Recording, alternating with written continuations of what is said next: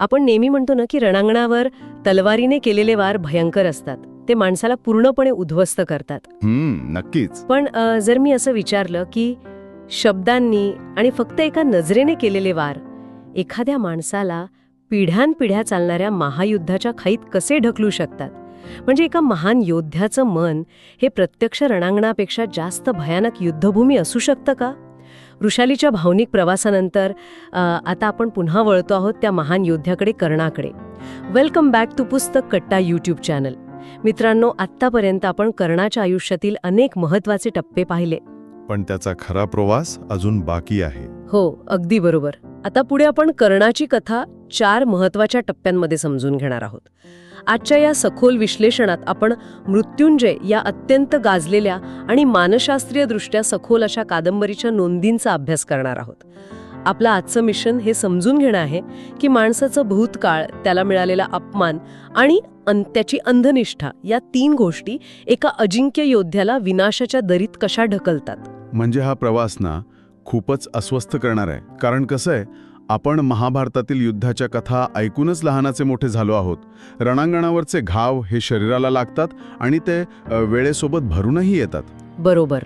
पण मनावर झालेले वार बघ, विशेषतः जेव्हा ते एखाद्याच्या अस्तित्वावर आणि मूळ ओळखीवर केले जातात ना, तेव्हा ते आयुष्यभर भळभळत राहतात. आज आपण कर्णाच्या याच अदृश्य युद्धभूमीवर पाऊल ठेवणार आहोत. इथे तो बाहेरील शत्रूंपेक्षा स्वतःच्याच आतल्या द्वंद्वाशी जास्त लढतोय असं मला वाटतं. हो, आणि या अंतर्द्वंद्वाची सुरुवात होते ती इंद्रप्रस्थाच्या प्रवासापासून. राजसूय यज्ञासाठी कर्ण, दुर्योधन आणि अश्वत्थामा हे पांडवांच्या राजवाड्यात जात आहेत. त्यांचा रथ वेगाने धावतोय, पण या नोंदींमध्ये एक अत्यंत विदारक आणि सुंदर विरोधाभास दाखवलाय. कर्णाचा रथ जरी भौतिकदृष्ट्या पुढे जात असला तरी त्याच्या मनाचा रथ ना भूतकाळात वेगाने मागे धावतोय. द्रौपदीने स्वयंवरात भरसभेत त्याला सूतपुत्र म्हणून जे नाकारलं होतं, तो प्रसंग त्याच्या डोक्यातून जातच नाहीये. आता इथे मला एक प्रश्न पडतो. काय? कर्ण हा एक महापराक्रमी योद्धा आहे. तो आपल्या बाणाने काहीही साध्य करू शकतो. मग एका स्त्रीने किंवा समाजाने दिलेल्या एका नकाराला तो इतका का कवटाळून बसलाय? तो स्वतःला या मानसिक छळातून मुक्त का करू शकत नाही? वरवर पाहता हा प्रश्न अगदी रास्त वाटतो. म्हणजे एवढा मोठा योद्धा एका शब्दावरून का अडकून पडावा? पण जर आपण त्याच्या मानसिकतेच्या मुळाशी गेलो तर लक्षात येतं की माणूस हा मुळातच समाजशील प्राणी आहे. हो, ते तर आहेच. म्हणजे तुम्ही स्वतःच्या नजरेत कितीही महान असा, पण जोवर समाज तुम्हाला ती मान्यता, ती पावती देत नाही, तोवर तुमचा आत्मसन्मान थोडा डळमळीतच राहतो. तो अपमान केवळ द्रौपदीने केलेला नव्हता. तो एका सार्वजनिक मंचावर संपूर्ण आर्यावर्तातील राजे लोकांसमोर झालेला अपमान होता. बाप रे, म्हणजे सगळ्यांसमोर? हो ना. कर्णाची क्षमता, त्याचे शौर्य या सगळ्याकडे जाणीवपूर्वक दुर्लक्ष करून केवळ त्याच्या जन्मावरून केलेला तो प्रहार होता. एका योद्ध्यासाठी ज्याची संपूर्ण ओळख ही त्याच्या बाहुबळावर आधारित असते, त्याला जेव्हा असं हिणवलं जातं तेव्हा तो स्वतःच्याच अस्तित्वावर प्रश्नचिन्ह निर्माण करू लागतो. त्याला वाटू लागतं की माझं कर्तृत्व खरोखरच माझ्या जन्मापेक्षा दुय्यम आहे का? म्हणजे हा नुसता एका घटनेचा राग नव्हता, तर ती त्याच्या अस्तित्वाला दिलेली एक भयंकर मोठी नाकार घंटा होती. आणि हाच मानसिक छळ आपण इंद्रप्रस्थात पोचल्यावरही पाहतो. हे प्रसंग तर अंगावर काटा आणतात खरंच. नक्कीच. जेव्हा ते राजवाड्यात प्रवेश करतात तेव्हा धर्मराज युधिष्ठिर कर्णाचं स्वागत करतो, पण नोंदींनुसार युधिष्ठिराची नजर कर्णाच्या डोळ्यांत नसते, ती फक्त आणि फक्त कर्णाच्या पायांवर खेळलेली असते. जणू काही तो न बोलता कर्णाला त्याची जागा दाखवून देतोय की तू कितीही मोठा योद्धा असलास तरी तुझं स्थान या राजदरबारात पायांजवळच आहे. तिथेच तर खरी शोकांतिका आहे. हा पूर्णपणे नजरेचा खेळ होता बघ. युधिष्ठिराने एकही अपमानास्पद शब्द उच्चारला नाही, पण अनेकदा न बोलता दिलेली वागणूक ही अशब्दांपेक्षा जास्त बोचरी असते. अगदी खरे. त्या एका कटाक्षाने कर्णाला पुन्हा एकदा त्याच्या सूतपुत्र असण्याची, त्याच्या तथाकथित हीन स्थानाची जाणीव करून दिली. कर्णाच्या आत जो ज्वालामुखी खतखंदत होता ना, त्याला युधिष्ठिराच्या या नजरेने आणखी हवा दिली. आणि या अपमानाच्या मालिकेत आणखी एक गूढ प्रसंग घडतो, जो नियतीचा एक अत्यंत क्रूर खेळ वाटतो. राजवाड्याच्या गच्चीवरून राजमाता कुंतीच्या हातातून एका लहान बाळाचे सोन्याचे हस्तभूषण खाली पडते. आणि ते हस्तभूषण नेमके कुठे येऊन पडते तर थेट कर्णाच्या पायाजवळ. कर्ण ते उचलून देतो, पण त्याला हे अजिबात समजत नाही की हे हस्तभूषण कोणासाठी बनवलंय. या प्रसंगातील विडंबना खूप खोल आहे. म्हणजे एका आईने आपल्या नातवांसाठी, एका महान राजपुत्रासाठी प्रेमाने बनवलेला तो दागिना आहे. आणि तो दागिना तिच्याच पहिल्या, सर्वात ज्येष्ठ आणि सर्वात महान पण ओळख नाकारलेल्या पुत्राच्या पायाशी येऊन पडतो. अरे रे. कर्णाला स्वतःचं सत्य माहीत नसते, पण नियती जणू काही त्यांच्यातल्या नात्याची अशी मूक चेष्टा करत असते. कुंतीला सत्य माहीत आहे, पण ती ते ओठावर आणू शकत नाही. आणि कर्णाला सत्य जाण्याची भूक आहे, पण त्याच्या हातात फक्त तो निर्जीव दागिना येतो. अगदी बरोबर. आणि या मूक चेष्टेचा कळस तेव्हा होतो जेव्हा राजवाड्यात कर्ण एका अत्यंत गूढ चित्राकडे आकर्षित होतो. ते नदीचं चित्र ना? होतेच. ते चित्र असं आहे की निळ्या पार्श्वभूमीवर एक मोठी नदी वाहते. एक म्हातारी दासी नदीच्या प्रवाहात एक पेटी सोडत आहे आणि किनाऱ्यावर एक राजस्त्री तोंड लपून रडत आहे. वरून सूर्याचा एक प्रकाश झोत थेट त्या पेटीवर पडतोय. कर्ण तासांतास त्या चित्रासमोर उभा राहतो. त्याला ते चित्र आतून कुठेतरी हलवतं, पण त्याला त्याचा अर्थ मात्र उलगडत नाही. कारण तो स्वतःचाच भूतकाळ पाहत असतो. ते दुसरं तिसरं कोणतंही चित्र नसून त्याच्या जन्माचे आणि कुंतीने त्याला नदीत सोडून देण्याचे ते दृश्य असते. पण काय असतं ना, जेव्हा आपण स्वतः त्या कथेचा भाग असतो तेव्हा आपल्याला पूर्ण चित्र कधीच दिसत नाही. बरोबर आहे. सूर्याचा प्रकाश झोत हा त्याच्या सूर्यपुत्र असण्याचा अत्यंत स्पष्ट संकेत आहे. हे सगळे प्रसंग कर्णाच्या अवचेतन मनावर, त्याच्या अंतर्मनावर सतत आघात करत असतात. त्याला जाणवत असतं की या सगळ्याशी आपला काहीतरी अथांग संबंध आहे, पण वास्तवाचे पडदे इतके गडद असतात की तो त्या सत्यापर्यंत पोहोचूच शकत नाही. जुन्या जखमा या एखाद्या शारीरिक खपलीसारख्या असतात. थंडीच्या दिवसात जशा त्या अचानक पुन्हा दुखू लागतात, तसाच कर्णाचा अपमान आणि त्याचा हा अज्ञाताचा प्रवास वारंवार उफाळून येत होता. पण दुर्योधनाचा हा उफाळून आलेला अहंकार आणि कर्णाची अपमानाची सल, या दोन्ही गोष्टी एका भयानक स्फोटाची वाट पाहत होत्या. आणि हा स्फोट मयसभेत कसा पाहायला मिळतो हे आपण आता पाहूया. दुर्योधन त्या मायावी राजवाड्यातून चालत असतो आणि त्याला जमिनीवर काढलेली एक सुंदर रांगोळी दिसते. पण ती रांगोळी नसते. हो ना, ती पाण्यावर तरंगणाऱ्या परागकणांची नक्षी असते. त्याला ती जमीन वाटते आणि तो थेट पाण्यात पडतो. त्याचा मुकुट तळाशी जातो आणि त्याला पोहता येत नसल्यामुळे तो गटांगळ्या खाऊ लागतो. आणि तिथेच ती ठिणगी पडते जी पुढे महाभारताच्या युद्धाचा वणवा पेटवते. तो गटांगळ्या खात असताना द्रौपदी तिथे येते आणि ती हसून एक अत्यंत बोचरा टोमणा मारते. ती म्हणते, अंध पित्याचे पुत्रही अंधच असतात. आता इथे मला थोडा वेगळा विचार मांडायचा आहे. कोणता विचार? एखाद्याला पाळाना जमीन त्यात म्हणताना पाहिलं तर हसू येणे ही एक अगदी नैसर्गिक मानवी प्रतिक्रिया असू शकते. दुर्योधन हा एक सामर्थ्यवान युवराज होता. एका साध्या हास्याकडे किंवा टोमण्याकडे तो सहज दुर्लक्ष करू शकला असताना. मग द्रौपदीचे ते वाक्य केवळ एक विनोद होता की दुर्योधनाच्या अस्तित्वावर केलेला तो एक जाणीवपूर्वक हल्ला होता, ज्यामुळे तो इतका पेटून उठला? हा, नक्कीच केवळ विनोद नव्हता. आणि दुर्योधनाच्या संतापाचं कारण केवळ तो पाण्यात पडला हे नव्हते. नेमका हाच तर कळीचा मुद्दा आहे. सत्ता आणि सामर्थ्य जेवढं मोठं तेवढा अहंकार ठिसूळ असतो. हे मात्र खरंय. जर द्रौपदी फक्त हसली असती तर दुर्योधनाला कदाचित फक्त ओशाळल्यासारखे वाटले असते. पण तिने जो शब्दप्रयोग केला, अंध पित्याचे पुत्र, हा थेट त्याच्या वडिलांच्या शारीरिक व्यंगाचा आणि त्याच्या कुळाचा सार्वजनिक अपमान होता. राजकारणाच्या दृष्टीने पाहिलं तर धृतराष्ट्राचे अंधत्व हाच कुरुवंशातील सर्वात मोठा राजकीय कच्चा दुवा होता, ज्यामुळे त्यांना नेहमी दुय्यम वागणूक मिळाली होती. अगदी बरोबर. द्रौपदीने त्या एका वाक्यात दुर्योधनाला त्याच्या राजकीय असुरक्षितेची जाणीव करून दिली. एका राजपुत्राला, ज्याचा अहंकार आधीच दुखावलेला आहे, त्याला इतर दासींच्या आणि स्त्रियांच्या समोर असा टोमणा मारणे हे त्याच्या पुरुषार्थावर केलेलं थेट आक्रमण होतं. म्हणजे हा केवळ शारीरिक अपमान नव्हता, तर तो राजकीय आणि मानसिक खच्चीकरणाचा भाग होता. दुर्योधन तिथेच संतापाने लाल होतो. तो आपली भिजलेली गदा तलावात फेकून देतो आणि वेळ आल्यावर हे अंध डोळे काय पाहू शकतात हे दाखवून देईन अशी भयंकर प्रतिज्ञा करतो. बापरे. इथे मला दुर्योधन आणि कर्ण यांच्या मानसिकतेत एक समान धागा दिसतो. दोघांनाही समाजाने, विशेषतः उच्चकुलीन स्त्रियांनी सार्वजनिकरित्या अपमानित केले आहे. अगदी तसंच. कर्णाला त्याच्या जन्मावरून आणि दुर्योधनाला त्याच्या पित्याच्या अंधत्वावरून समाजाने दोघांच्याही दुबळ्या दुव्यावर नेमके प्रहार केले आहेत. या एका वाक्याने दुर्योधनाचा अहंकार असा काही दुखावला गेला की सुडाची भावना आता त्यांच्या जगण्याचं एकमेव कारण बनू लागली. हे दोघेही आता अशा एका वळणावर उभे होते जिथून माघार घेणे शक्य नव्हते. आणि या सुडाच्या प्रवासात एक अत्यंत गूढ आणि पारलौकिक प्रसंग घडतो. राजसूय यज्ञाच्या मुख्य मंडपात शिशुपाल उभा राहतो आणि श्रीकृष्णाची अत्यंत खालच्या पातळीवर जाऊन निंदा करू लागतो. तो त्याला गवळी म्हणून हेणवतो, त्याच्या कुळाचा उद्धार करतो. श्रीकृष्ण त्याचे 100 गुणे संपेपर्यंत शांत बसून ऐकतो.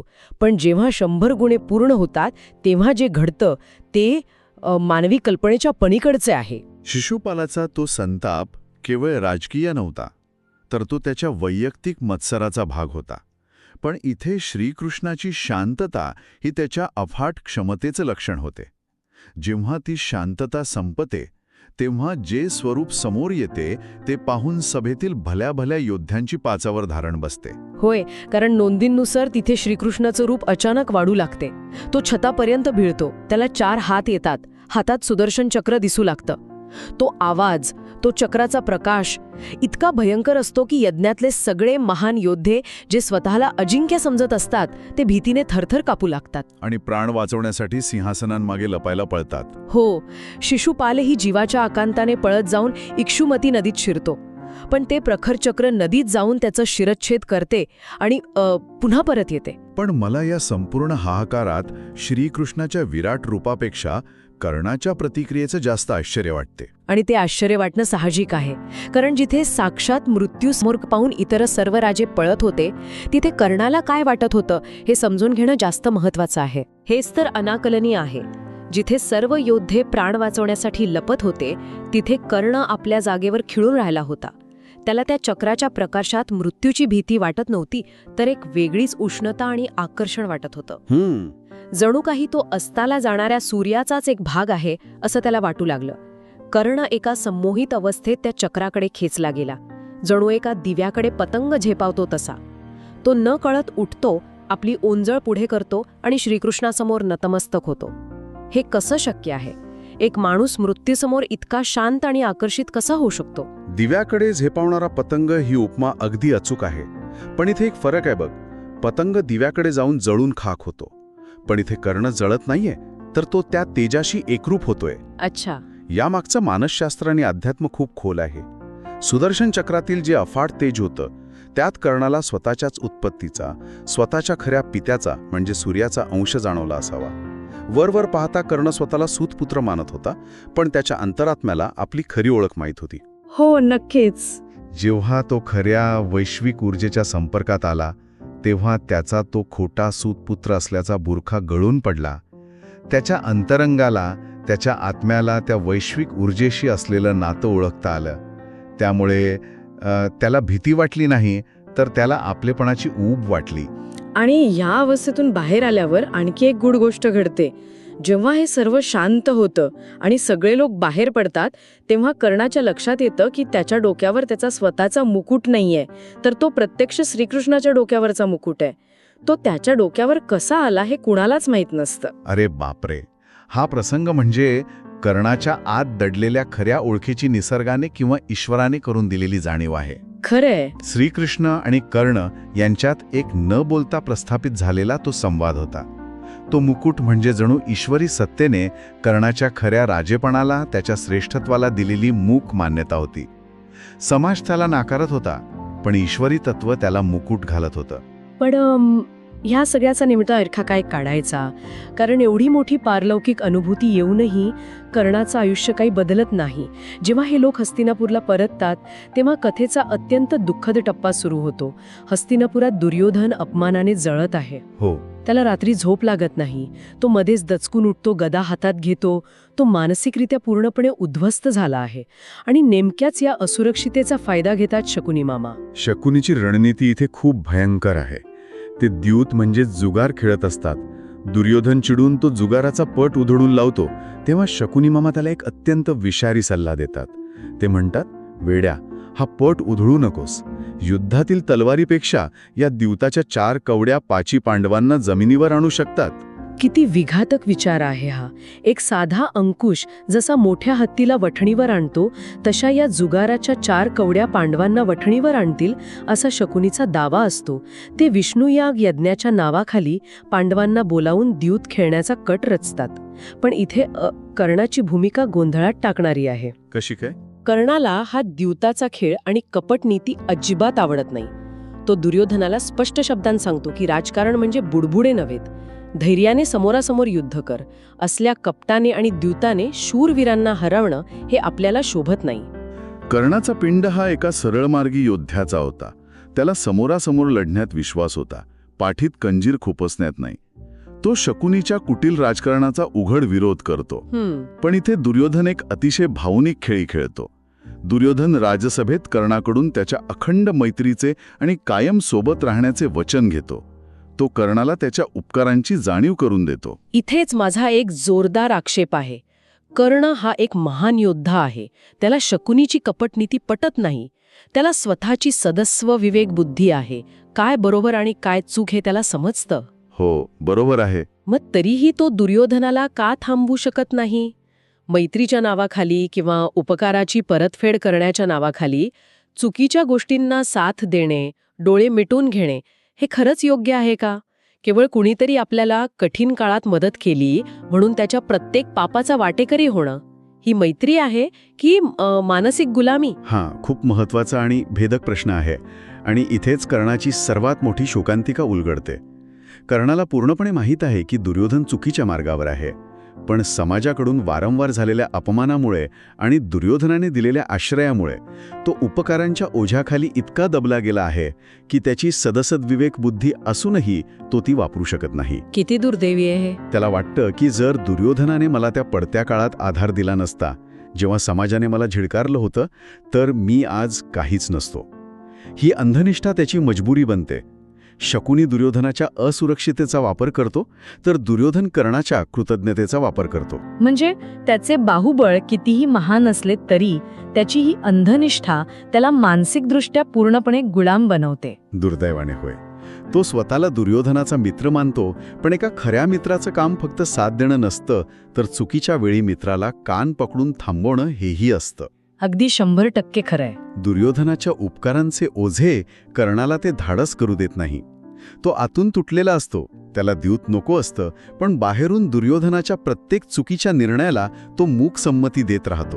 आणि ही मूक संमतीच पुढे महाभारताच्या महाविनाशाला कारणीभूत ठरते. या संपूर्ण प्रवासाचा विचार केला तर अंगावर शहारे येतात. आजच्या या सखोल विश्लेषणाच्या शेवटाकडे येताना आपण काय पाहिलं? या 4 टप्प्यांमधून आपण पाहिलं की कर्णाचा प्रवास हा केवळ बाहेरील रणांगणावरचा नाहीये. त्याचे खरे युद्ध त्याच्या स्वतःच्याच आत चालू होते. हो.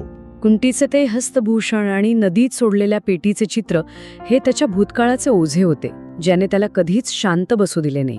मयसभेत द्रौपदीने मारलेला टोमणा आणि स्वयंवरात कर्णाचा झालेला अपमान ही अपमानाची सल होती जी त्यांना आतून जाळत होती. श्रीकृष्णाच्या विराट रूपाविषयीचे त्याचे गूढ आकर्षण हे त्याच्या खऱ्या ओळखीचे शोधन होते.